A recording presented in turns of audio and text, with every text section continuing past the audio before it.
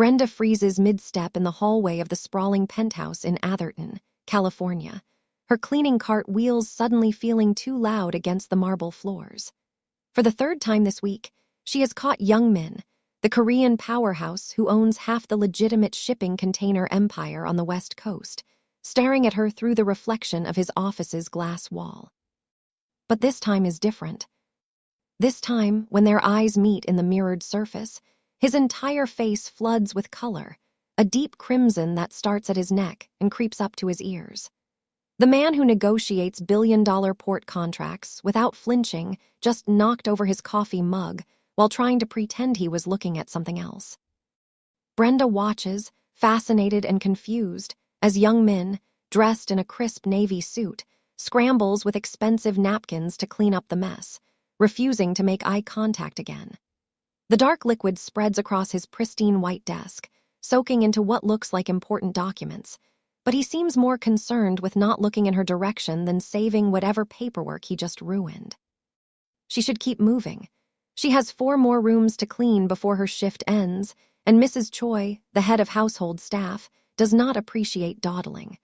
But something roots Brenda to the spot, watching this powerful man reduced to fumbling chaos by her mere presence. Young Min finally chances a glance toward the hallway, and their eyes meet directly this time, not through glass or reflection. He goes completely still, napkin suspended in midair, coffee dripping onto his probably $1,000 shoes. The color in his face deepens impossibly further. Brenda feels heat rising in her own cheeks now. She has worked as a maid in wealthy homes across the Bay Area for 6 years, invisible to most of her employers, treated like living furniture that occasionally dusts their actual furniture. She has cleaned mansions in Pacific Heights, estates in Hillsborough, penthouses in San Francisco's financial district. Rich people look through her, around her, never at her. But Young Min looks at her like she is the only person in the world. It is terrifying and thrilling in equal measure. His assistant, Mrs. Choi, walks past Brenda with a knowing smile that makes her stomach flip. The older Korean woman pauses, glancing between Brenda and Young Min's office, then shakes her head with barely concealed amusement. "He has been like this for 2 weeks, Mrs. Choi says quietly in her accented English. "Ever since you started, very unusual for him."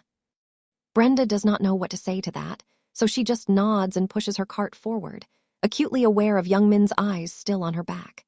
She has heard things about him from the other staff members. How he built his shipping business from almost nothing after moving to California 5 years ago.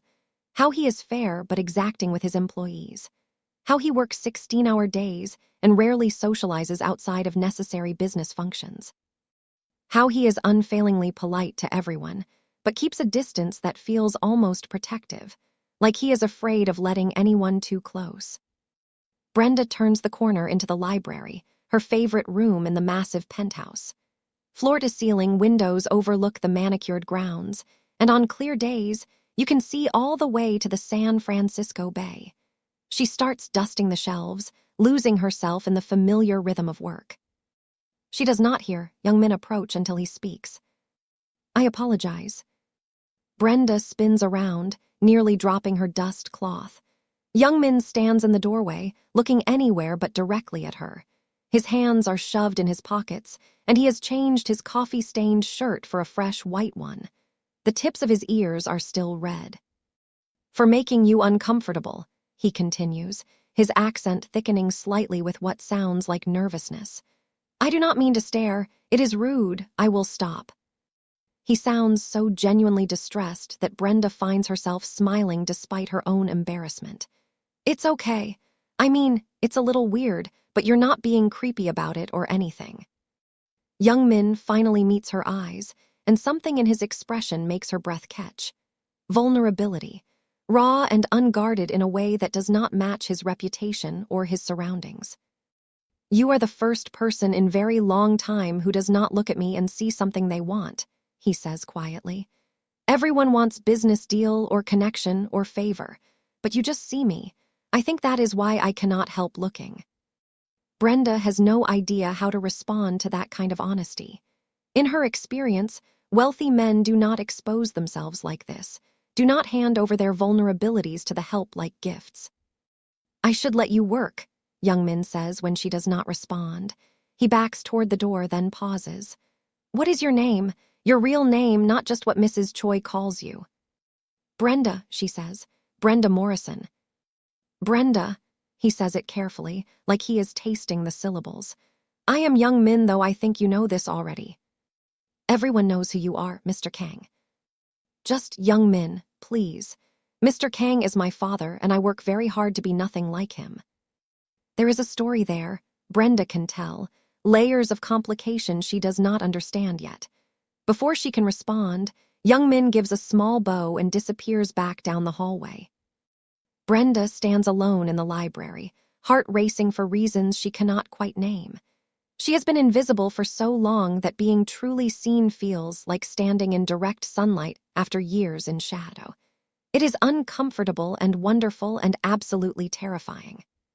She goes back to dusting, but her hands are shaking slightly. What is happening here? And why does the most controlled man she has ever seen lose all composure the moment she walks into his line of vision? Has anyone ever made you feel seen when you were used to being invisible? If this story is already hitting different, show some love by hitting that like button. And if you haven't subscribed yet, do that now because this story is about to get W. 3 days pass, and Brenda does not see Young-min again except in brief glimpses. He seems to be making an effort to avoid the penthouse during her shifts, which should be a relief, but instead feels like a loss she has no right to feel. She is cleaning the kitchen on Thursday afternoon when Mrs. Choi approaches with an expression Brenda cannot quite read. Can we talk? The older woman asks, gesturing to the small staff break room off the main kitchen. Brenda follows, wondering if she is about to be fired. Maybe Young-min complained about her work. Maybe she crossed some invisible line she did not know existed. Mrs. Choi closes the door and turns to face her, hands folded neatly in front of her. Mr. Kang has a request, and he asked me to present it to you because he is too embarrassed to ask himself. That is not what Brenda expected. Okay. There is a business dinner tomorrow night in San Francisco. Very important clients from Seoul, including some of Mr. Kang's family business associates. They are all bringing their wives. Mrs. Choi pauses, choosing her words carefully. Mr. Kang needs to appear settled, stable. The optics matter in Korean business culture. Brenda's stomach drops as she realizes where this is going. He wants me to pretend to be his girlfriend. He needs someone to accompany him as his plus one, just for the evening. He is offering $5,000 for your time. $5,000. That is more than Brenda makes in 2 months of cleaning houses. That is enough to finally fix her mother's leaking roof back in Oakland. That is enough to make a real dent in her student loans. But this sounds exactly like the kind of situation her grandmother warned her about. Rich men who think everything and everyone has a price. Why me? Brenda asks. He could hire an actual escort service or ask someone from his own social circle. Mrs. Choi's expression softens. Because you are the only person he has shown genuine interest in for the 5 years I have worked for him. Because he trusts you, though I am not sure he understands why yet. And because he is too shy to ask you himself. Shy, the man who runs a shipping empire. Power in business and courage in personal matters are very different things, Mrs. Choi says. Mr. Kang is brilliant with contracts and negotiations, but with his heart, she shakes her head. He is like a boy. Brenda wants to say no. Every instinct tells her this is a bad idea, that mixing professional boundaries with whatever this strange tension between her and Young-min is will only lead to complications. But $5,000. And underneath the practical considerations, something else whispers in her mind. Curiosity, the desire to see Young-min in his element. To understand more about the man who looks at her like she hung the moon. I need to think about it, Brenda says. Mrs. Choi nods. Of course, but I need an answer by tonight. The dinner is tomorrow at 7. Brenda spends the rest of her shift turning the offer over in her mind. She finishes cleaning the penthouse on autopilot, her thoughts miles away. By the time she is packing up her supplies, She has almost convinced herself to decline. Then she hears a throat clear behind her. Young Min stands in the foyer, still wearing his suit from earlier, but with his tie loosened and his hair slightly mussed, like he has been running his hands through it. He looks exhausted and nervous and impossibly young despite being in his mid-30s. "I need to explain," he says without preamble, "about the dinner. Mrs. Choi already told me. But not why I asked you specifically." Young Min takes a step closer, then seems to think better of it and stops. "I could hire someone, professional escort, someone trained for this kind of thing. Would be easier, probably smarter. But I do not want to spend evening pretending with stranger." "You barely know me," Brenda points out. "I know you take your coffee with too much cream and not enough sugar. I know you sing quietly to yourself when you think no one is listening, usually old R&B songs.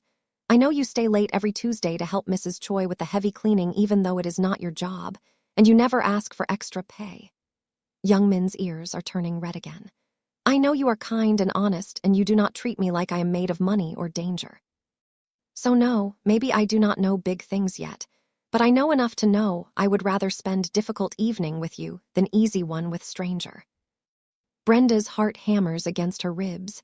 No one has ever paid such close attention to her before. No one has ever catalogued her small habits like they matter. "What are the rules?" she asks, and she can see the exact moment Young Min realizes she is considering it. His whole face lights up. "Whatever you want. You set all boundaries. My driver picks you up, brings you home safely. I pay for dress if you need one, or you wear what you want. We stay at dinner only as long as you are comfortable. And the money, it is yours regardless, even if you change your mind halfway through evening. $5,000 to eat dinner and smile, your business partners. $5,000 for your time and for helping me avoid very uncomfortable questions about why I am not married yet."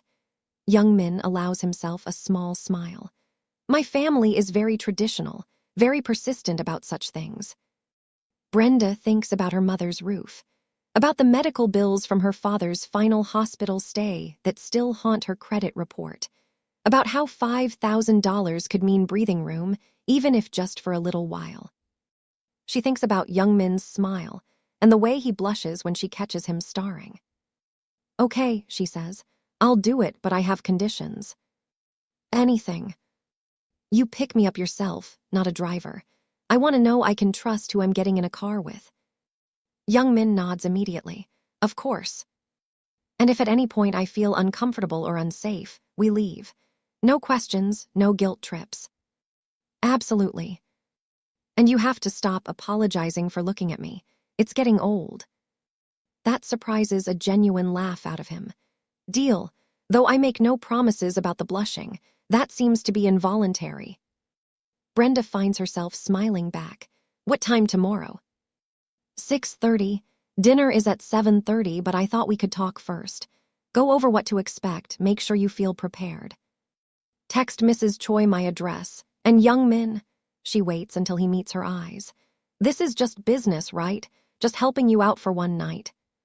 Something flickers across his face, there and gone too quickly to identify. "Just business," he agrees, but it sounds like a lie they are both choosing to believe. Brenda leaves the penthouse with her mind racing. She has no idea what she just agreed to, but as she drives her beat-up Honda back to her small apartment in Oakland, she cannot stop replaying the way Young Min looked at her. Like she is precious. Like she matters. It has been so long since anyone looked at her that way that she has almost forgotten what it feels like. Tomorrow night, she tells herself, is just a job. Good money for a few hours of work, nothing more. But her racing heart suggests otherwise. Young Min arrives at Brenda's apartment building at exactly 6:30 the next evening, driving a dark blue SUV that is nice, but not ostentatious. Brenda watches from her window as he parks and then sits in the driver's seat for a full minute, clearly gathering courage. She takes one last look at herself in the mirror. The dress she chose is simple, a deep burgundy sheath that she has owned for years, saved for job interviews and the occasional wedding. She cannot compete with the designer gowns the other women at dinner will probably wear, but the dress fits well and makes her feel confident, which is more important. Her phone buzzes with a text. "I am downstairs. No rush, take your time." Brenda grabs her small clutch and heads down. When she exits the building, Young Min is standing beside the passenger door, and the look on his face makes her steps falter. He is starring again, but this time he does not look away or blush. He just stares like he has forgotten how to do anything else. "You look beautiful," he says quietly. "I mean, you always look beautiful, but tonight especially. I should have said that first before starring. Sorry. I mean, not sorry for thinking it, sorry for starring without speaking, which is creepy, and I promise not to be creepy." "Young Min," Brenda interrupts, fighting a smile. "Breathe." He takes a visible breath and offers a sheepish grin. "This is going well." "It's going fine. Are you going to open the door or should I do it myself?" Young Min snaps into action, opening the passenger door with an almost comical flourish. Once Brenda is settled, he rounds the car and slides into the driver's seat. He is wearing a charcoal suit that fits him perfectly, his hair styled back from his face, and he smells like cedar and something crisp she cannot identify. They pull into traffic, heading toward the Bay Bridge and San Francisco beyond. "So tell me what I need to know," Brenda says. "Who's going to be there? What should I expect?" Young Min's hands tighten slightly on the steering wheel. "3 business partners from Seoul, all older than me. They will have their wives. My business here depends on maintaining good relationships with them, especially Park Jae-hoon, who controls most of the export licenses I need." "What's the story we're telling? How did we meet?" "We can stay close to truth. You worked for me, we got to know each other, started seeing each other casually. They will probably ask intrusive questions. You do not have to answer anything you are not comfortable with." Brenda watches his profile as he drives, nodding the tension in his jaw. "You're nervous." "Terrified," he admits. "These men knew my father. They have expectations about who I should be, how I should live. I have disappointed them by choosing to stay in America, by building legitimate business instead of." He trails off. "Instead of what?" Young Min is quiet for a long moment. "My family business in Korea is complicated. My father and older brother handle operations I want nothing to do with. That is why I came to California, to build something clean. But these men, they still see me as my father's son. They think I am playing at being legitimate businessman." There is pain in his voice, and shame, and Brenda reaches over to touch his hand lightly.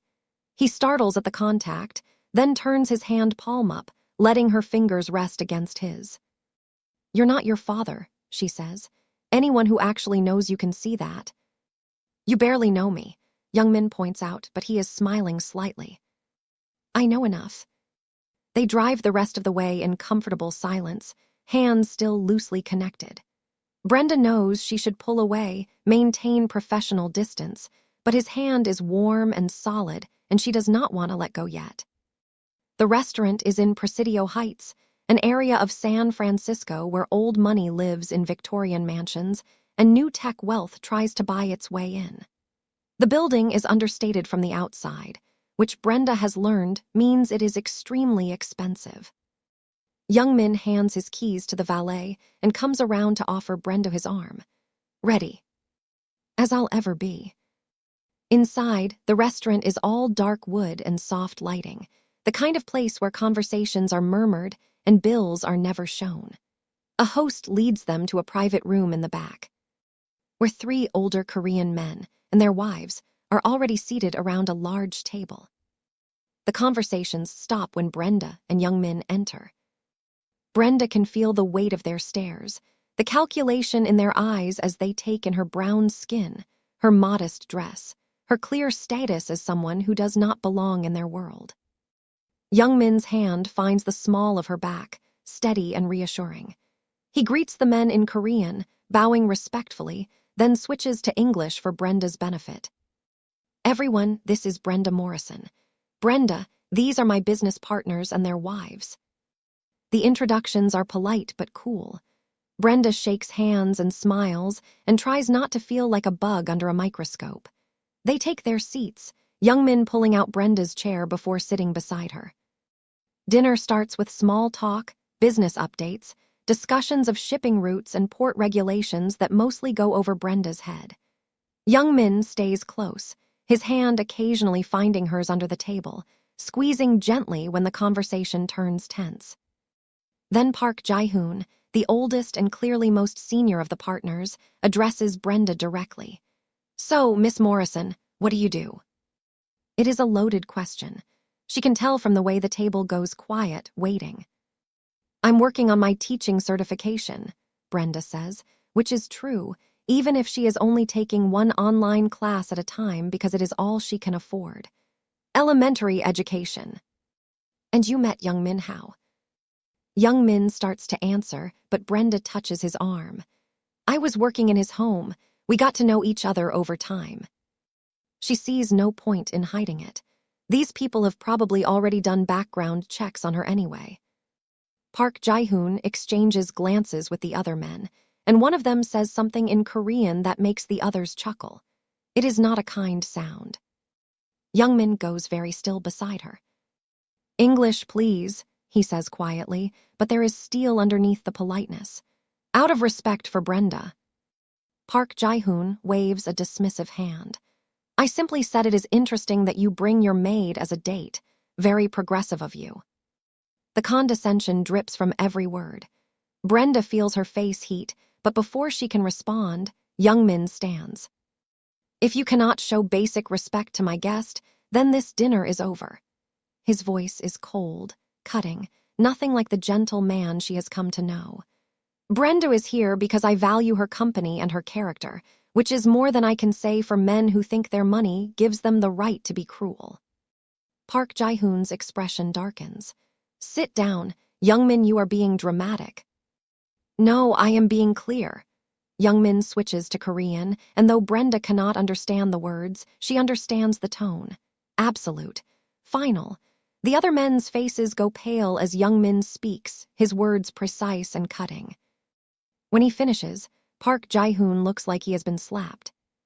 Young Min turns to Brenda and offers his hand. "We are leaving." Brenda takes it, standing on shaking legs. Young Min guides her out of the private room, through the restaurant, past the shocked host, and out into the cool San Francisco evening. The valet scrambles to get their car. They wait in silence, Young Min's jaw tight, his hand still holding hers firmly. "What did you say to them?" Brenda asks quietly. "That I am withdrawing from our partnership effective immediately. That they can find someone else to manage their West Coast operations.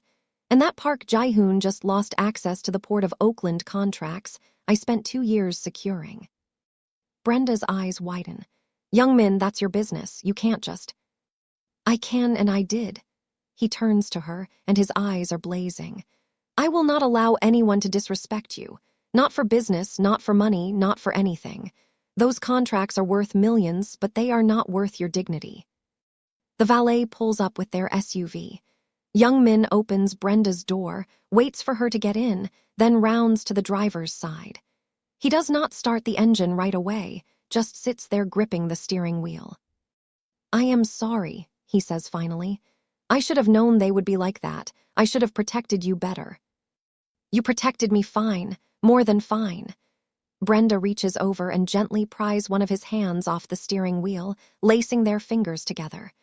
"But you just walked away from millions of dollars. For me, you barely know me." Young Min turns to look at her, really look at her, and the intensity in his gaze steals her breath. "I know you make me want to be braver than I am. I know that when you walk into a room, everything else becomes background noise. I know that the idea of anyone making you feel small or less than makes me angrier than any business deal ever could." He lifts their joined hands and presses his lips softly to her knuckles. "Maybe I do not know everything about you yet. But I know enough to know that you are worth more than any contract." Brenda's heart is hammering so hard she can barely breathe. This is not just business anymore, not just a job or a transaction. This is something real and terrifying and completely unexpected. "Take me home," she whispers, and something in Young Min's expression shifts. "Brenda." "No, I mean, take me home so we can talk, really talk, because I think we need to figure out what this is." Young Min nods slowly and starts the engine. They drive back across the Bay Bridge in charged silence, the city lights glittering around them like fallen stars. When they reach Brenda's apartment building, young Min parks but makes no move to leave. He reaches into his jacket and pulls out an envelope, offering it to her. 10,000, he says quietly. Double what I promised, for your time and for having to endure those men's disrespect. Brenda takes the envelope, feels the weight of it. This money would change everything for her, but taking it feels wrong now, like reducing something precious to a transaction. I can't take this. Brenda. Not for tonight, not for this. She sets the envelope on the dashboard. If you want to help me, if you really care, then help me because you want to, not because you're paying me. But tonight wasn't a job. Tonight was. She struggles for words. Tonight was me realizing I am falling for you, young Min finishes quietly, and being terrified because I do not know how to do this. I do not know how to be good at this part of life. Brenda unbuckles her seatbelt and shifts to face him fully. I don't know either. I've spent 6 years being invisible, and now you look at me like I'm the only person in the world, and it's overwhelming and wonderful and scary. So what do? We try, we figure it out as we go. She reaches out and cups his face, feeling him lean into her touch. But no more paying me. If we're doing this, we're doing it as equals. Understood? Young Min nods, turning his head to press a kiss to her palm. Understood, but please let me at least help with your teaching certification. Not as payment, but as investment in your future. Our future, maybe. The hope in his voice breaks something open in Brenda's chest. Okay, but I'm keeping receipts and paying you back someday. Deal. They sit there in the car, facing each other, the air between them crackling with possibility. Young Min reaches up to tuck a strand of hair behind Brenda's ear, his touch feather-light and reverent. Can I kiss you? He asks, and the fact that he asks that he would never assume makes Brenda's decision easy. Yes. He leans in slowly, giving her every opportunity to change her mind. When his lips finally meet hers, it is soft and sweet and perfect. Young Min kisses like he does everything else with her, careful and attentive and completely focused on her response. Brenda's hands slide into his hair, pulling him closer, and young Min makes a soft sound against her mouth that sends warmth flooding through her entire body. The kiss deepens, growing more confident, and for a few perfect moments, nothing else exists but this connection, this rightness. When they finally pull apart, both breathing hard, young Min rests his forehead against hers. I am definitely falling, he whispers. Me too, Brenda admits. Me too. The morning after the disastrous dinner, Brenda wakes up to 17 missed calls from Mrs. Choi and a text from young Min. Please come to Penthouse when you can. We need to talk. Her stomach drops. In the clear light of day, last night feels like a fever dream. Did she really kiss her employer? Did he really walk away from millions of dollars in contracts for her? Brenda calls Mrs. Choi first. The older woman answers on the first ring. Thank God. Are you okay? Mr. Kang has been packing his office since 5 in the morning. I'm fine. What's going on? Just come in, he needs to see you. Mrs. Choi pauses. And Brenda. Whatever happened last night, I have never seen him like this. Rattled, yes, but also more alive than I have seen in years. Brenda drives to Atherton with her heart in her throat. She has no idea what she is walking into, but she knows her life changed fundamentally last night. Mrs. Choi meets her at the door, looking her over with shrewd eyes. You kissed him. It is not a question. Brenda feels her face heat. How did you? He has the same look my husband had when we first fell in love, dazed and terrified and completely gone. Mrs. Choi smiles. He is in his office. Go, talk, and Brenda, do not let fear make your decisions. That man in there is worth the risk. Brenda finds young Min exactly where Mrs. Choi said, packing in front of the floor-to-ceiling windows of his office. He is wearing jeans and a simple t-shirt, his hair unstyled, and he looks younger and more vulnerable than she has ever seen him. He turns when she enters, and relief floods his face. You came. You said we needed to talk. I'm here. Young Min runs a hand through his hair, making it stand up in different directions. I could not sleep. I kept thinking about last night, about the kiss, about walking away from Park Jae-hoon and the others. And I realized I owe you honesty. Complete honesty. Okay. Brenda sits in one of the leather chairs facing his desk. I'm listening. Young Min stays standing, like he has too much nervous energy to sit. My family in Seoul, they are not good people. My father built his empire on things I do not want to be part of. Shipping, yes, but also moving items that should not be moved, taking payments that should not be taken. When I turned 25, I told him I wanted out. I wanted to build something legitimate, something I could be proud of. He pauses, looking out at the bay in the distance. He said if I left with nothing. No money, no connections, no family support. So I came to California with what I had saved and started over. It took 5 years to build what I have now, and it is all clean. Legal. Every contract, every deal, every dollar earned through hard work and fair business. That's incredible, Brenda says softly. But it means I am always proving myself, always trying to show I am not my father's son, that I am different. Last night with those men, they were testing me, seeing if I had my father's ruthlessness, if I would prioritize business over everything else like he does. Young Min finally turns to face her. I failed their test. I chose you over business, and I would make that choice again every single time. Brenda stands and crosses to him. That's not failing, that's being a good person. Those contracts I walked away from, they were important. I will lose money, have to restructure some operations. It will be difficult for a while. Will you be okay, financially? Yes, I have enough saved, and enough other contracts to keep business running. It will be tighter, but I will be fine. He takes her hands in his. I need you to understand what being with me means. It means dealing with my complicated family. It means facing judgment from people in my business circles who will not approve. It means I am still learning how to be good at relationships because I have spent 5 years avoiding them. Why did you avoid them? Young Min's ears turn red. Because I did not want to bring someone into my messy life, and because no one made me want to try until you. Brenda squeezes his hands. I have messy parts too. Student loans I can't pay off. A mother who needs help I can't always provide. A teaching dream I had to put on hold because life got in the way. And I'm probably going to be awkward about dating someone like you because I've never even been in the same zip code as this kind of wealth. Someone like me. Rich, powerful, out of my league in every possible way. Young Min shakes his head firmly. You are not understanding. You are completely out of my league. You are kind and genuine and brave. You work 3 jobs to help your family.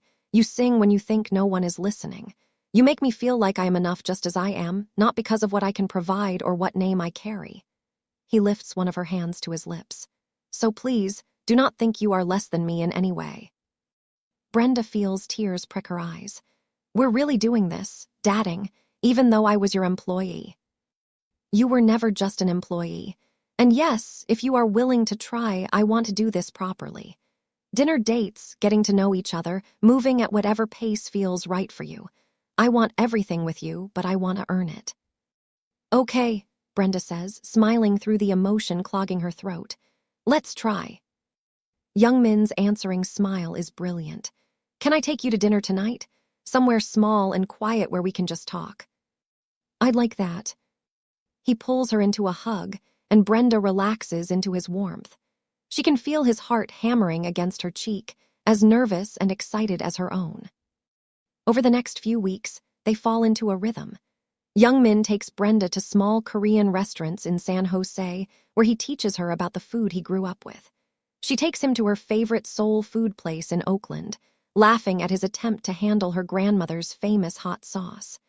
They go to movies and walk along the bay and talk for hours about everything and nothing.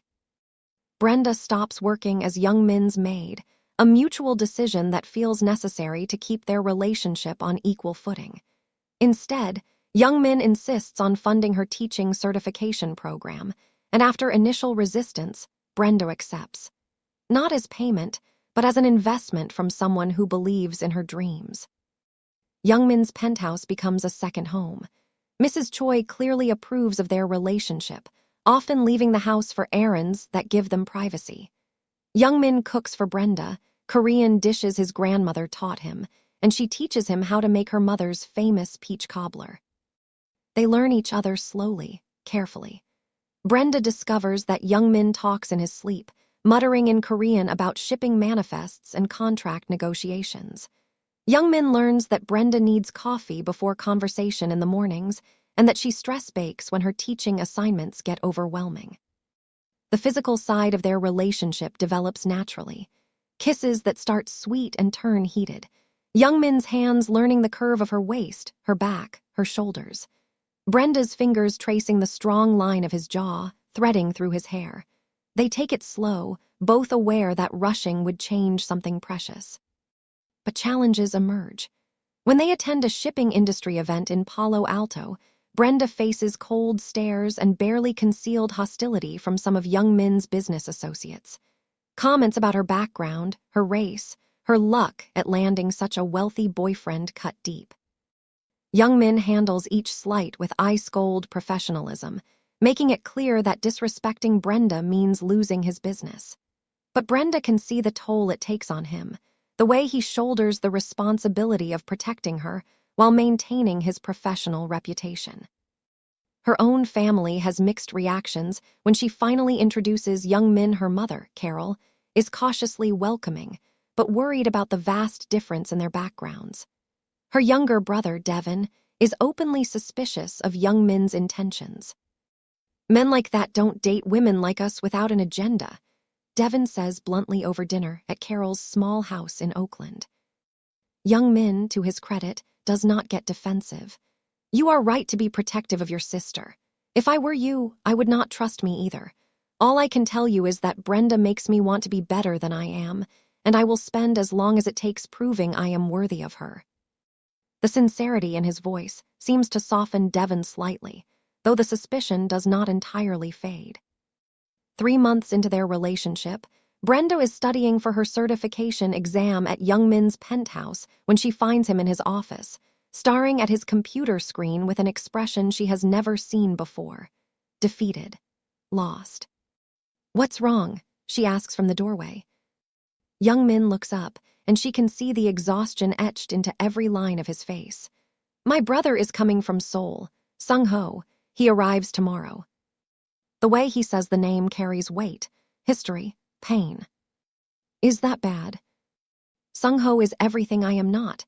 Ruthless, ambitious, willing to do whatever it takes to expand the family business. My father sent him to bring me back to Seoul to take over operations there." Youngmin's hands clench into fists. "There is also an arranged marriage they have been planning, a daughter of one of my father's business allies. Very traditional, very advantageous for the family business." Brenda's stomach drops. An arranged marriage. "I have refused for 2 years, but my father is getting impatient. Sung-ho's visit is meant to pressure me, to remind me of my family obligations." Youngmin stands and crosses to her. "I need you to know that I have no intention of going along with it. I want to be with you, only you, but the next few days will be difficult." Brenda nods, trying to process. "What do you need from me?" "Patience, and trust that I will handle this, no matter what Sung-ho says or does." She takes his face in her hands. "I trust you." Youngmin kisses her, deep and desperate, like he is trying to memorize the feel of her. When they part, his eyes are dark with emotion. "I will not lose you," he says fiercely. "Not to my family's expectations, not to anyone." But the next day, when Sung-ho arrives with his entourage and his demands, Brenda realizes that keeping that promise might be harder than either of them anticipated. Brenda does not meet Sung-ho the day he arrives. Youngmin asks her to stay away from the penthouse, explaining that his brother is volatile and he wants to handle the initial confrontation alone. She agrees reluctantly, spending the day anxiously checking her phone for updates. The text finally comes at 8 in the evening. "He knows about you. It did not go well.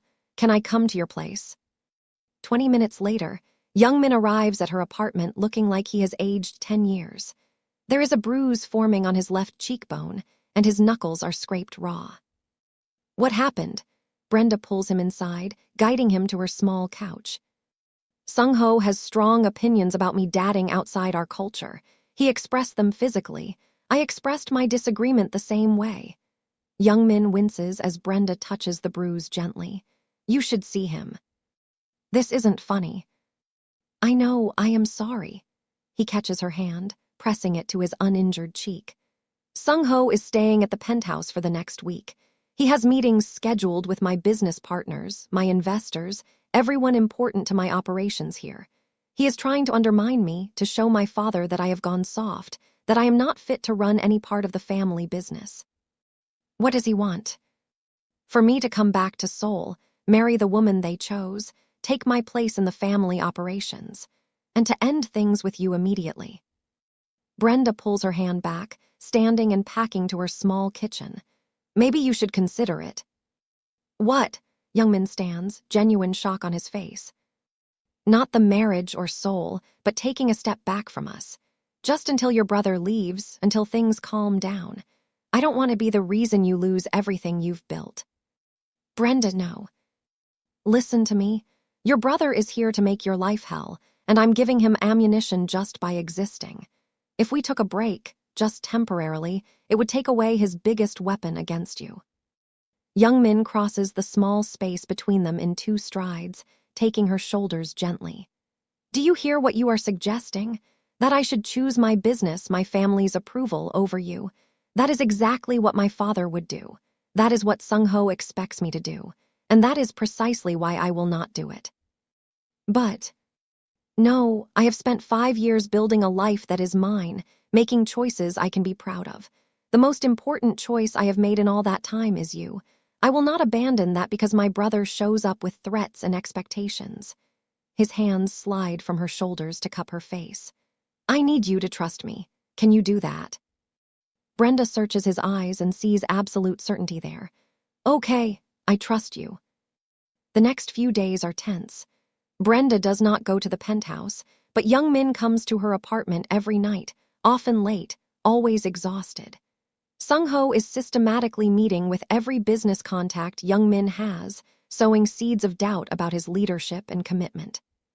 He is telling them I am distracted by a woman, that I am losing my edge, Youngmin explains one night, slumped on Brenda's couch with his tie loosened and his shirt wrinkled. Some of them are listening. I can feel support shifting. What if you introduced me to him? Brenda suggests. What if he met me and saw that I'm not some distraction, that we're serious? Youngmin considers this, then shakes his head. He will be cruel. I do not want to subject you to that. I can handle cruel. I've been handling it my whole life. But maybe if he sees I'm not going anywhere, he'll back off. Or he will get worse. Then he gets worse, but at least we'll know we tried everything. Youngmin studies her for a long moment, then nods slowly. Okay, I will set up dinner, tomorrow night. But Brenda, you need to prepare yourself. Sung-ho is not like the business partners at that first dinner. He knows exactly how to find weaknesses and exploit them. I'm stronger than I look. I know you are. That is one of the things I love about you. The word love hangs between them. Neither has said it explicitly yet, though it has been hovering at the edges of their conversations for weeks.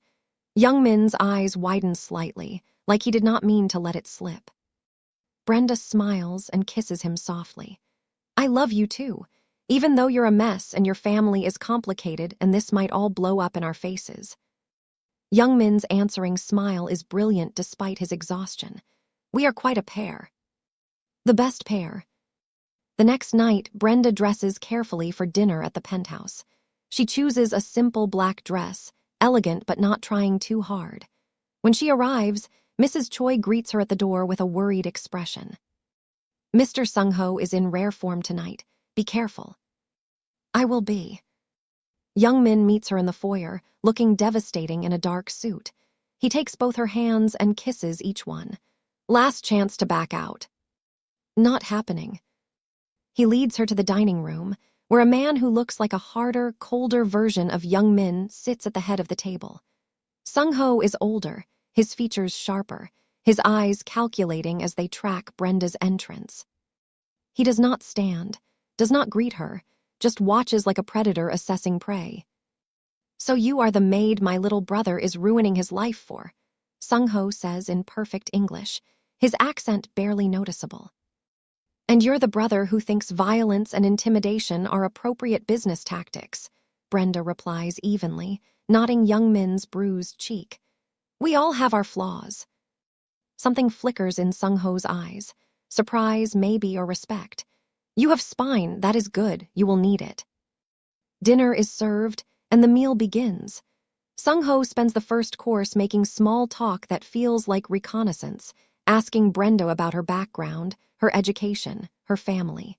She answers honestly, not trying to pretend she is anything other than what she is.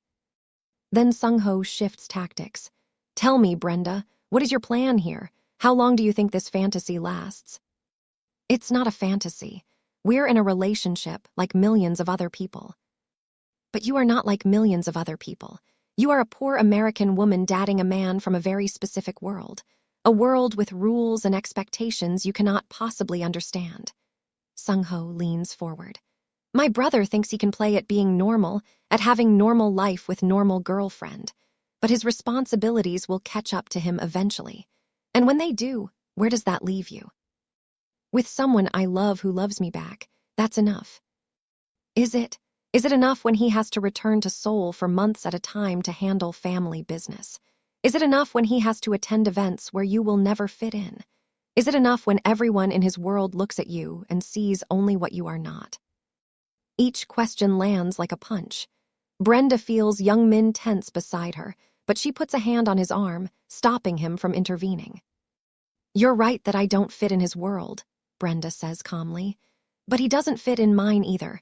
We're building something new, something that belongs to both of us. And yeah, it's going to be hard.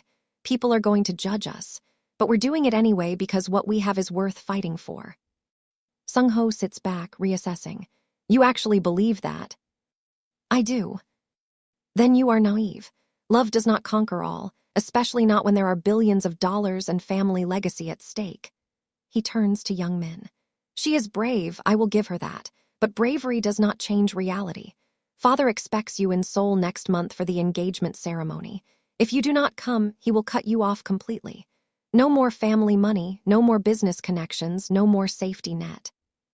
Young Min's hand finds Brenda's under the table, squeezing tight. "I do not need his money or his connections. I built what I have here through my own work." "And you think you can keep building when Father actively works against you? When he uses his influence to destroy your contracts, your partnerships, your reputation?" Sung-ho's smile is cold. "You are good at business, little brother, but you are not good enough to stand against the full weight of our family when we decide to crush you." The threat hangs in the air. Brenda feels Young Min trembling with suppressed anger beside her. "Do what you have to do," Young Min says quietly. "I am not going back to Seoul. I am not marrying someone I do not love, and I am not giving up Brenda." "Then you are a fool." Sung-ho stands, tossing his napkin on the table. "I will stay the rest of the week as planned.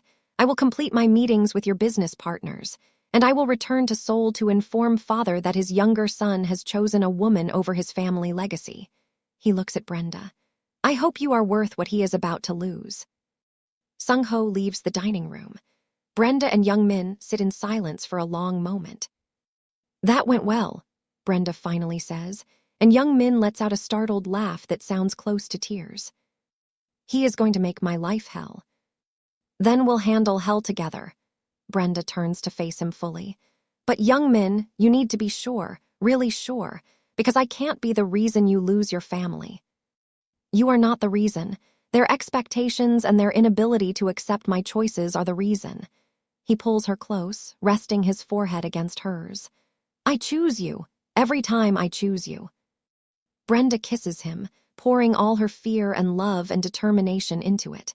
When they part, they are both breathing hard. "What happens now?" she asks. "Now we prepare for war, because Sung-ho does not bluff, and neither does my father." True to his word, Sung-ho spends the rest of the week systematically dismantling Young Min's business relationships. He meets with investors, suggesting that Young Min is unreliable and distracted. He speaks with business partners, hinting that the family might pull support from Young Min's operations. He even approaches some of Young Min's employees, offering them positions with the sole office if they are willing to leave. Young Min fights back, working 18-hour days to shore up relationships and reassure partners. But Brenda can see the toll it takes. He loses weight, dark circles appearing under his eyes. Some nights he does not come to her apartment at all, just sends texts from his office saying he is too buried in work. Brenda tries to help, but there is little she can do. She completes her teaching certification modules and applies for positions at schools throughout the Bay Area. She spends time with her mother, preparing her for the possibility that things with Young Min might get worse before they get better. "Are you sure about this boy?" Carol asks one afternoon as they sit on her small back porch in Oakland. "He comes with a lot of complications." "I'm sure about him. The complications are just part of the package." "Baby, I just don't want to see you hurt. Men with that kind of money, they play by different rules." "Young Min doesn't. That's what I love about him." Carol studies her daughter, then sighs. "I can see you mean it. Your eyes light up when you talk about him, just like mine did when I met your father." She takes Brenda's hand. "Then you hold on tight. Real love is rare enough that when you find it, you fight for it. Even when it's hard. Especially when it's hard. That's when it matters most." On Friday, Sung-ho's last night in California, he requests one final meeting with Young Min this time. He does not object when Young Min asks Brenda to be present. They meet at a private lounge in San Francisco, the kind of place where wealthy people make deals away from public eyes. Sung-ho is already there when they arrive, drinking whiskey and looking infuriatingly relaxed. "Sit," he says, gesturing to the chairs across from him. "We need to discuss your future." "I think I have made my future very clear," Young Min replies, but he sits, pulling Brenda down beside him. "Yes, you have chosen romance over responsibility. Very American of you." Sung-ho signals the waiter for another drink. "But I am not here to argue. I am here to present Father's final offer."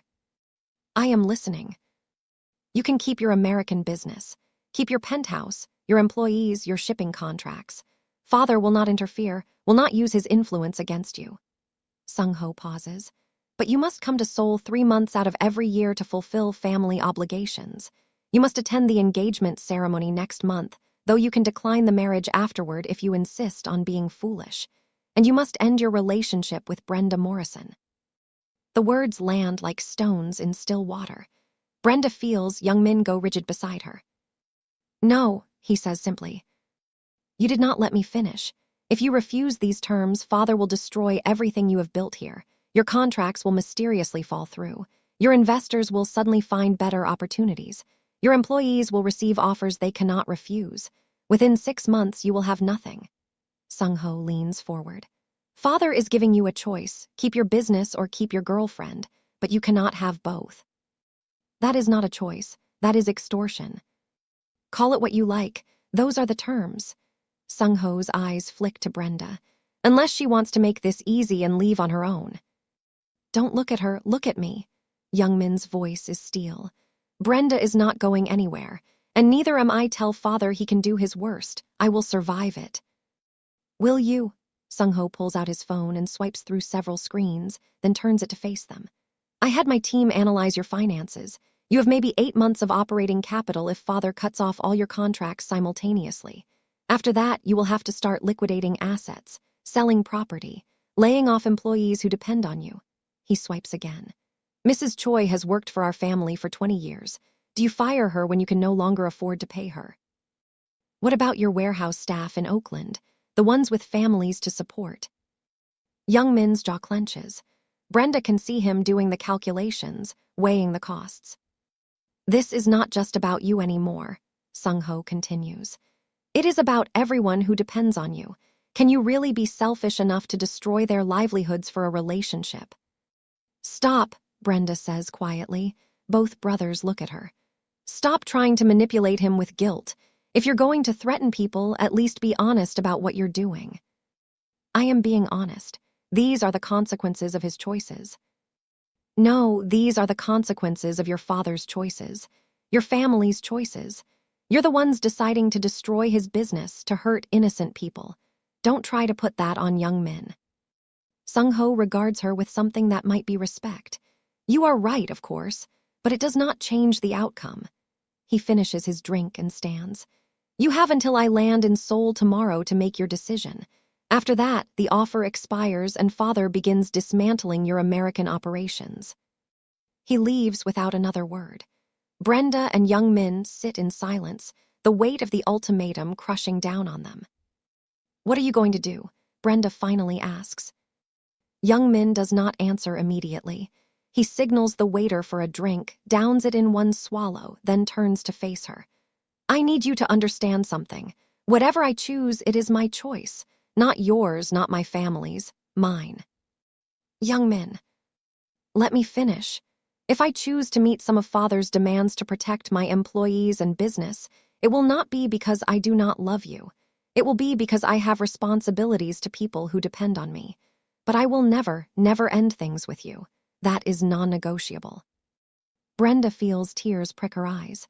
You can't destroy people's lives for me. I am not. My father is.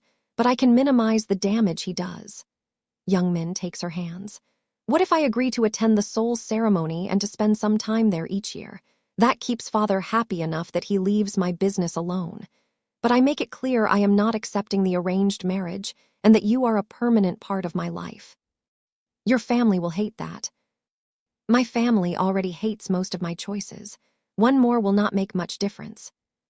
But being apart 3 months a year will be hard, will test us, but I think we are strong enough to survive it. He cups her face gently. Unless you do not want to try, if this is too much, if my family and their drama are more than you signed up for, I will understand. Brenda thinks about walking away. It would be easier, cleaner. She could finish her teaching certification, find a nice, uncomplicated man, live a simple life without billion-dollar ultimatums and international family drama. But the thought of losing Young Min makes her chest ache. I'm not going anywhere, she says firmly. If you can handle 3 months in Seoul, I can handle 3 months missing you. We'll make it work. The relief on Young Min's face is profound. He pulls her into his arms, holding her so tight she can barely breathe. I love you, he whispers against her hair. I love you so much it terrifies me.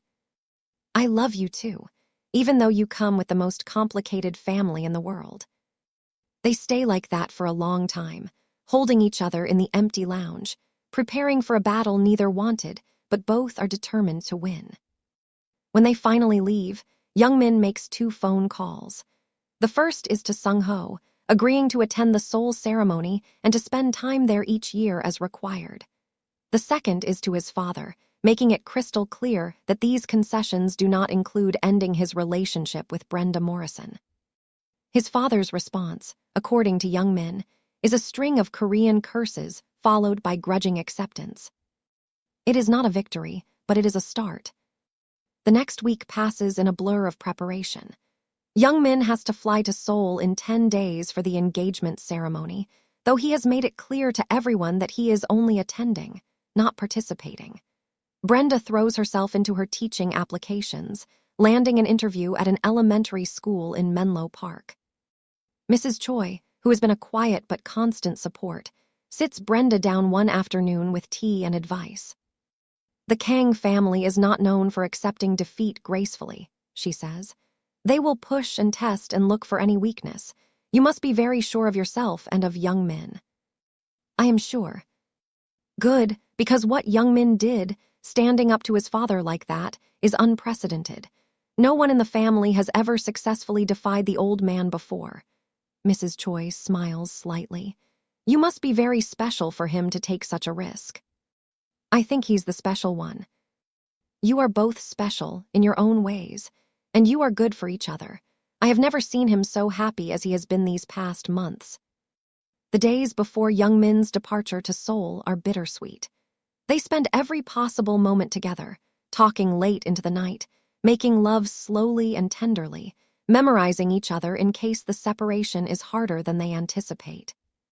On his last night in California, Young Min cooks Brenda dinner at the penthouse.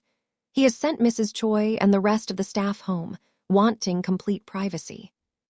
"I have something for you," he says as they finish eating. He pulls a small box from his pocket and Brenda's heart stops. "Youngmin, if that's a ring." "It is not. Not yet. We are not ready for that conversation." He opens the box to reveal a delicate gold necklace with a small pendant shaped like a ship. "So you remember that I am always sailing back to you." Brenda's eyes fill with tears as he fastens the necklace around her neck. "It's perfect. I will call every day, video chat when the time difference is not impossible, and I will be back in 6 weeks. This first trip is the longest. After that, I can structure my sole time in shorter increments. I'll be fine. I have job interviews and my certification to finish, and my mom needs help with her house. I'll stay busy." "Promise me something." Youngmin takes her hands. "If my family contacts you while I am gone, if they try to pressure you or bribe you or threaten you, you tell me immediately." "You think they'll try?" "I know they will. My father does not give up easily, and Sung-ho enjoys psychological warfare. They will see you as the weak point, the way to get to me." "I'm not weak." "I know you are not, but promise me anyway." "I promise." They make love that night with desperate intensity, both trying to memorize every touch, every sound, every sensation. When Brenda wakes in the morning, Youngmin is already dressed, his suitcase by the door. The drive to the airport is silent. There is too much to say and no words adequate to say it. At the departure gate, Youngmin holds her so tight her ribs ache. 6 weeks, he whispers.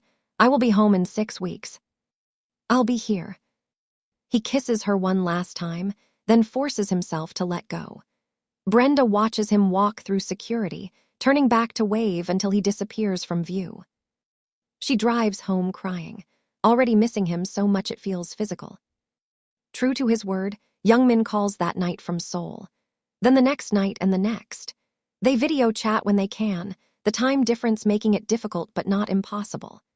Youngmin tells her about the ceremony, about his father's cold disapproval and his mother's silent disappointment, about Sung-ho's continued needling and the woman he was supposed to marry, who seems relieved that he declined. "She has someone else she loves," Youngmin explains. "Our families were pushing the match for business reasons, but neither of us wanted it. We actually had a good conversation about standing up to family expectations." "I'm glad you found an ally." "Me too, but I miss you so much it hurts." "I miss you too, but we can do this. 5 more weeks." Brenda gets the teaching job in Menlo Park, starting in the fall. She spends her days preparing for the position and her evenings talking with young men. Her mother and brother see how hard she is working to make the relationship succeed and become more supportive. But then, 3 weeks into Youngmin's absence, Brenda receives a visitor. She is home on a Thursday afternoon when someone knocks on her apartment door. She opens it to find an elegant Korean woman in her 60s, dressed in expensive clothes and carrying herself with unmistakable authority. "Brenda Morrison," the woman asks in accented but clear English. "Yes." "I am Kim Yeon-hee, Youngmin's mother. May I come in?" Brenda's stomach drops, but she steps aside. Yeon-hee enters the modest apartment, her eyes taking in every detail with the sharp assessment of someone used to evaluating worth. "Can I get you something to drink?" Brenda asks, falling back on basic hospitality. "Tea, if you have it." Brenda prepares tea with shaking hands, hyper-aware of Yeon-hee watching her every move. When she brings the cups to her small living room, Yeon-hee has settled on the couch like it is a throne. "You are wondering why I am here," Yeon-hee says. The thought crossed my mind. "I wanted to meet the woman my son is willing to destroy his life for." She sips her tea. "You are not what I expected." "What did you expect?" "Someone more obviously ambitious, someone using my son for his money. But you are not that, are you?" "No, ma'am." "Please call me Yeon-hee. We are not formal here." She sets down her cup. "I will be direct. My husband wants me to pay you to leave Youngmin. He has authorized me to offer you $1 million to end the relationship and disappear from my son's life." Brenda's hands go numb. $1 million. That is life-changing money. That is never worry about bills again money. That is her mother's dream retirement and her brother's college education and her own financial freedom. What did you tell him? Brenda asks carefully. I told him I would present the offer. I did not tell him what I personally think. Yoon-hee leans forward. Do you know why I flew to California instead of just having lawyers handle this? No. Because I wanted to see for myself if my son's love is real, or if he is simply being stubborn and rebellious. She reaches out and touches the ship pendant at Brenda's throat. He gave you this. Yes, before he left for Seoul. It was his grandfather's, my father's. A man Young Min loved very much. He would not give this lightly. Yoon-hee sits back. I have been married to Young Min's father for 40 years. It was arranged like most marriages in our world. I learned to respect him, to work with him, even to care for him in my way. But I have never loved him, not the way you clearly love my son. Brenda does not know what to say to that. My husband thinks money solves everything, that everyone has a price, and he is usually right. Yoon-hee meets Brenda's eyes directly. But I do not think you can be bought. I think you genuinely love Young Min, and he genuinely loves you. And as a mother who wants her son to be happy, I find I cannot bring myself to destroy that. So you're not offering me the money? Oh, I am offering it, because I promised my husband I would. But I am also telling you that if you take it, you will break my son's heart in a way it may never heal. And that would break my heart too. She stands, preparing to leave.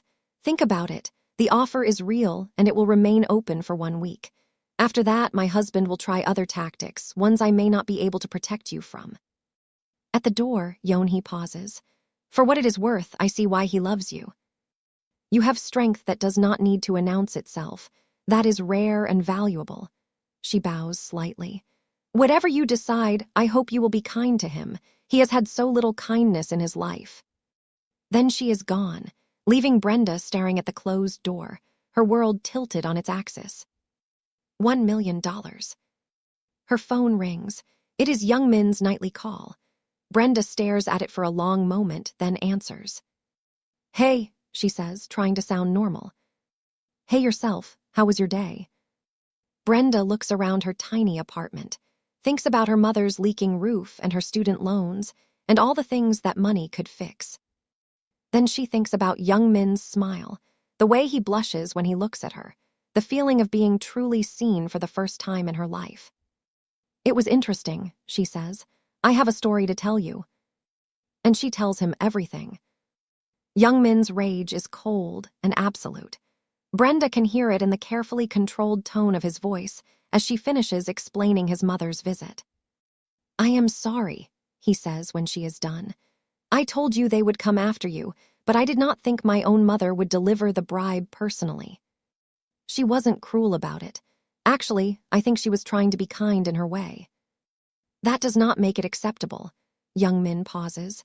You told her no, yes. You are not considering the money. Young Min. Brenda, please, tell me you are not thinking about taking it. I won't lie and say it didn't tempt me. That's a lot of money. That's my mother's security and my brother's future and everything I've been struggling for. She touches the ship pendant at her throat. But it's not worth losing you. Nothing is worth that. She hears Young Min exhale, long and shaky. I am getting on a plane tomorrow. I will tell my father something came up with the business, but I need to be there with you. No, you have 2 more weeks of meetings in Seoul. If you leave early, your father will know exactly why, and it'll make everything worse. I do not care. I care. We agreed to handle this separation, to prove we're strong enough. Running back because your mother tried to bribe me isn't proving anything except that they can manipulate us. Young Min is quiet for a long moment. You are right. I hate that you are right, but you are right. Besides, I'm fine. Actually, I think your mother and I understood each other by the end. She loves you, even if she shows it in weird ways. My family is very good at loving in weird ways. He sighs. 3 more weeks. I can survive 3 more weeks. And then I am coming home and we are going to have a serious conversation about our future. What kind of conversation? The kind where I ask you to move in with me. The kind where we stop pretending this is casual and start building something permanent. Brenda's heart races. That's a big step. I know, which is why we will discuss it properly when I am home, not over a phone call at 3 in the morning my time. She can hear the smile in his voice. But I want you to think about it, about what you want our future to look like. I will, I promise. The next 3 weeks pass more quickly than the first 3. Brenda keeps busy with her new teaching job preparation, attending orientation sessions, and setting up her classroom. Young Min finishes his sole obligations and books his return flight, counting down the days in their nightly calls. His mother calls once more, just to confirm that Brenda has definitively declined the money. When Brenda says yes, Yeonhee simply says, "Good, I will handle my husband." Then adds, "Take care of my son, he needs you more than he knows." Finally, the day of Young Min's return arrives. Brenda drives to the airport, her stomach full of butterflies. 6 weeks apart felt like 6 years. She waits at the arrival gate, scanning the crowd. Then she sees him and her breath catches. Young Min looks tired, a little thinner, but his face lights up when he spots her. He drops his bag and runs. Actually runs, dodging other travelers, until he reaches her and pulls her into his arms. They stand there in the middle of the airport, holding each other while people flow around them like water around stones. "Never again," Young Min mutters against her hair. "Never 6 weeks apart again. I cannot do it." "You did it, we both did." "Barely." He pulls back to look at her, his hands framing her face. "I missed you so much." "I missed you too." He kisses her right there in the airport, deep and thorough and not caring who sees. When they finally part, both breathless, Young Min rests his forehead against hers. "Come home with me. Not to discuss moving in yet, just to be together. I need to be near you." "Okay." They drive to Atherton, Young Min holding her hand the entire way, occasionally bringing it to his lips like he needs to reassure himself she is real. Mrs. Choi greets them at the door with a knowing smile. "Welcome home, Mr. Kang. The house has been too quiet without you." "It is good to be back, Mrs. Choi. Take the rest of the day off. In fact, take the whole weekend." Mrs. Choi's smile widens. "Of course, sir. Enjoy your reunion." Once they are alone, Young Min and Brenda don't make it past the living room. They make love on the couch, desperate and urgent, reconnecting after weeks apart. Then again later, slowly and tenderly in his bedroom, taking time to relearn each other. Afterward, lying tangled together in his massive bed, Young Min traces patterns on Brenda's bare shoulder. "I want to tell you about Seoul," he says quietly, "about what happened there." "Okay." "My father and I came to an understanding. Not a good one, but functional. He has accepted that I will not give you up, though he is not happy about it. In exchange, I agreed to bring you to Seoul eventually, to let my family meet you properly." Brenda props herself up on one elbow. "You want me to meet your family, the ones who tried to bribe me to leave." "I want them to see what I see, that you are brilliant and strong and exactly who I choose, that they can either accept you and have me in their lives, or reject you and lose me entirely." He plays with a strand of her hair. "It will not be easy. They will test you and judge you and probably say hurtful things. But I think if they actually meet you, some of them might understand." "When?" "Not yet. Maybe in a few months when we are both ready. There is no rush." They spend the weekend in a bubble, rarely leaving the penthouse, just being together. Young Min cooks. Brenda helps him practice his English pronunciation. They watch movies and talk about everything and nothing.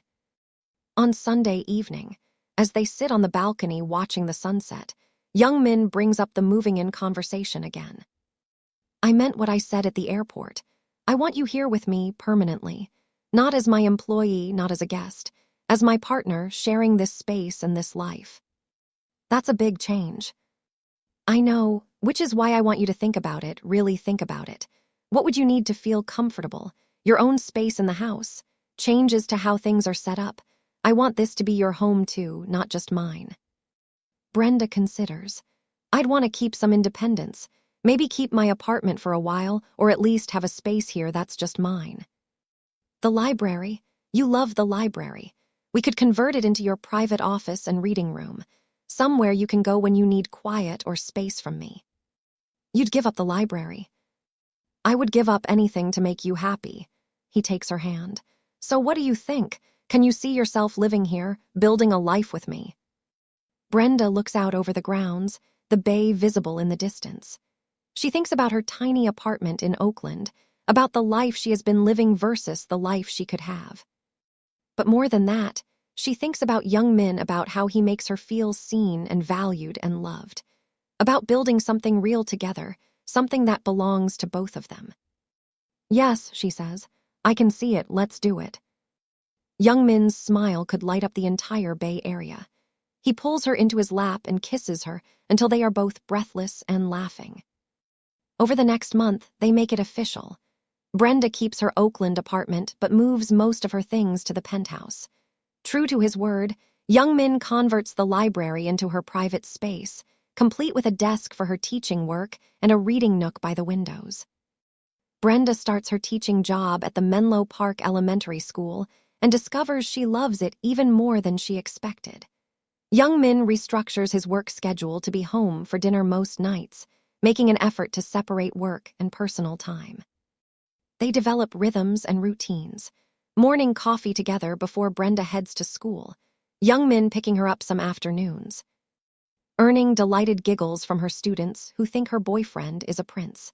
Cooking dinner together, a fusion of Korean and American dishes that sometimes works and sometimes does not, but is always an adventure. They have their first real fight about Brenda insisting on contributing to household expenses. Young Min thinks it is ridiculous when he has so much more money. Brenda thinks it is necessary for her self-respect. They compromise. Brenda pays what she would pay for rent at her apartment, and Young Min accepts it even though it is a fraction of the penthouse's actual costs. They meet each other's friends. Young Min charms Brenda's teacher colleagues at a happy hour. Brenda navigates a shipping industry cocktail party, holding her own with business people who initially dismiss her, but come to respect her intelligence and directness. Young Min's mother calls occasionally, their conversations awkward but slowly warming. She never apologizes for the bribe attempt, but she asks about Brenda's teaching job and seems genuinely interested in her life. 3 months into living together, Young Min takes Brenda to a small Korean tea house in Los Altos Hills for the weekend. There is someone I want you to meet, he explains on the drive. Someone important. Who? My grandmother, my mother's mother. She is the family matriarch, and her opinion matters more than anyone else's. Brenda's stomach knots. Your mother's mother, the one who probably disapproves of me most. Maybe, but she is also the fairest person in my family. If anyone will see you for who you really are, it is her. The tea house is traditional and beautiful, all clean lines and natural wood. An elderly Korean woman waits at a private table in the back, her posture perfect, her eyes sharp and assessing. Young Min bows deeply and speaks to her in Korean. She responds, her voice crisp, then gestures for them to sit. Grandmother, this is Brenda Morrison, Young Min says in English. Brenda, this is my grandmother, Kim Sun-hee. Sun-hee looks at Brenda with an intensity that feels like being X-rayed. She speaks in Korean, and a translator who has been standing quietly in the corner steps forward. She says you may call her Halmoni, which means grandmother, and she wants to know why you love her grandson. Brenda takes a breath, meeting Sun-hee's eyes directly. I love him because he's kind when he could be cruel, because he works hard to be better than his circumstances, because he looks at me like I matter, like I'm precious, even when the world tells him I shouldn't be. The translator relays this. Sun-hee's expression doesn't change, but she nods slightly and speaks again. She asks what you offer him that others cannot. Honesty, a life that's his own, not his family's. Someone who loves him for who he is, not what he can provide. Brenda pauses, and really terrible jokes that make him laugh when he's stressed. That gets a flicker of something in Sun-hee's eyes, possibly amusement. The tea ceremony begins, and they sit in silence as Sun-hee prepares the tea with precise, graceful movements. She pours for each of them, then speaks again. She says you have courage to come here, to face the family who has tried to drive you away. That shows character. Sun-hee asks more questions through the translator. About Brenda's family, her work, her dreams. About how she and Young-min met, how the relationship developed. Brenda answers honestly, not trying to impress or deflect. Finally, Sun-hee sets down her teacup and dismisses the translator with a gesture. She speaks directly to Young-min in Korean for several minutes. Brenda watches his face, seeing surprise, then emotion, then something like relief. When Sun-hee finishes, Young-min has tears in his eyes. He bows deeply, speaking words that sound like gratitude. Sun-hee turns to Brenda and speaks slowly in accented English. "You are good for my grandson. I see how he looks at you. Same way my husband looked at me before he died. That kind of love is rare." She reaches across the table and takes Brenda's hand, her grip surprisingly strong. "My daughter tells me they offered you money to leave. You said no. That is good. Money is easy, love is hard, but love is what matters." She pats Brenda's hand. "You have my blessing. Tell the family I said so." The blessing changes everything. Within a week, Young-min's mother calls to arrange a proper dinner in San Francisco, her tone considerably warmer than previous conversations. Even Young-min's father sends a stiff email acknowledging Brenda's place in his son's life, though it is clear he remains skeptical. Sung-ho, surprisingly, is the most direct. He calls Young-min one evening while they are cooking dinner. "Put me on speaker," Young-min says, then addresses his brother. "Brenda is here. Say what you need to say." "I underestimated you," Sung-ho says to Brenda. "Both of you. I thought this was a phase, rebellion against family expectations. But grandmother does not give her blessing lightly. If she sees something worthy in this relationship, then I was wrong to oppose it." It is not quite an apology, but coming from Sung-ho, it is close. "Thank you," Brenda says. "Do not thank me. Just take care of my brother. He is softer than he looks." "I know." After the call ends, Young-min pulls Brenda into his arms. "Miracles do happen." "Did your brother just give us his approval?" "In his way, yes. This is very unlike him." Young-min kisses the top of her head. "Things are going to get easier now, not perfect, but easier." He is right. Over the next few months, the pressure from Young-min's family lessens. His mother visits California twice, taking Brenda to lunch and slowly building a relationship that is more warm than cordial. His father remains distant, but stops actively working against Young-min's business interests. Brenda's teaching job flourishes. She loves her students, and they love her back. Young-min sometimes visits her classroom, reading stories to the kids in his accented English, making them laugh with silly voices for different characters. They travel together, taking a weekend trip to Seattle and a longer vacation to Hawaii. They talk about the future, where they want to be in 5 years, whether they want children, what their lives might look like. 6 months after Sun-hee's blessing, Young-min takes Brenda to their favorite spot overlooking the bay. It is sunset, the sky painted in oranges and pinks, and he is nervous in a way she has not seen since their first date. "I have been practicing this in English," he says, "but I keep getting the words wrong, so I am just going to speak from my heart." He gets down on one knee, and Brenda's breath catches. "Brenda Morrison, you walked into my life when I thought I had everything figured out. You showed me that I had no idea what I was missing. You make me laugh and make me brave and make me want to be the best version of myself." He pulls out a ring box, opening it to reveal a simple but beautiful diamond. "I know we have only been together 1 year. I know my family is complicated and our lives are different and there are still challenges ahead. But I also know that I want to face all of it with you. Will you marry me?" Brenda is crying before he finishes. "Yes, absolutely yes." Young-min slides the ring onto her finger with shaking hands, then stands and pulls her into his arms. They kiss as the sun sets over the bay, both laughing and crying at once. "I was so nervous," Young-min admits. "I thought you might say it was too soon." It probably is too soon by normal standards, but nothing about us has been normal from the start. Truth. They decide on a long engagement, wanting to enjoy being engaged without rushing to the altar.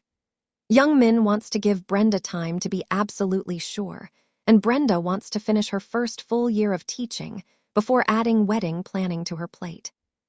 The engagement party happens 3 months later, a blend of Korean and American traditions at a beautiful venue in Woodside with views of the bay. Young Min's family flies in from Seoul, including Sun-hee, who sits in a place of honor and beams at everyone. Brenda's mother cries happy tears through the whole evening. Devon, who has come to genuinely like and respect Young Min, gives a toast about how happy his sister deserves to be. Mrs. Choi, who has become like a second mother to both of them, manages the event with her usual efficiency and spends the evening looking incredibly proud. There are still awkward moments. Some of Young Min's business associates clearly still question the match. Some of Brenda's extended family are overwhelmed by the wealth on display. But overall, the evening is a celebration of love overcoming obstacles. Late in the party, Brenda catches Young Min staring at her from across the room. When their eyes meet, he blushes that familiar deep red, and she laughs. She crosses to him, sliding her arms around his waist. "You're starring again." "I cannot help it. You are beautiful and you are mine, and I still cannot believe you said yes." "Get used to it. You're stuck with me now." "Best stuck I have ever been." He kisses her softly. "Dance with me." They move to the dance floor, and Young Min pulls her close. They sway to the music, surrounded by friends and family who are slowly learning to accept and celebrate their relationship. "Are you happy?" Young Min asks quietly. Brenda looks up at him, at the man who went from blushing whenever she caught him starring to building a whole life with her. "Incredibly happy. You." "Happier than I knew was possible." He spins her gently. "Thank you for not taking my mother's bribe. Thank you for choosing me over everything else. Easiest choice I ever made."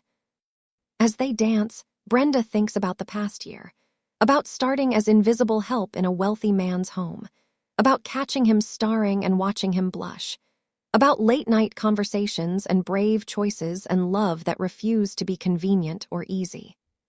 She thinks about the challenges they still face. Young Min's required trips to Seoul, though now she sometimes goes with him. The continued judgment from some corners of both their worlds. The work of building a life that honors both their backgrounds and creates something new. But mostly she thinks about this: how being truly seen, truly loved, truly valued changes everything.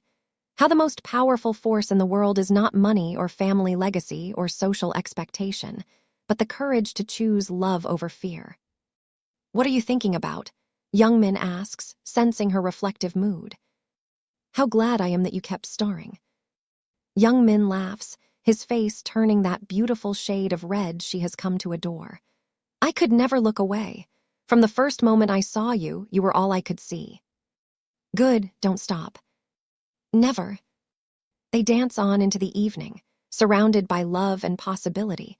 Two people who proved that sometimes the most unlikely love stories are the ones worth fighting for. And when Brenda catches Young Min staring at her later, his eyes full of wonder and devotion, she just smiles and stares right back.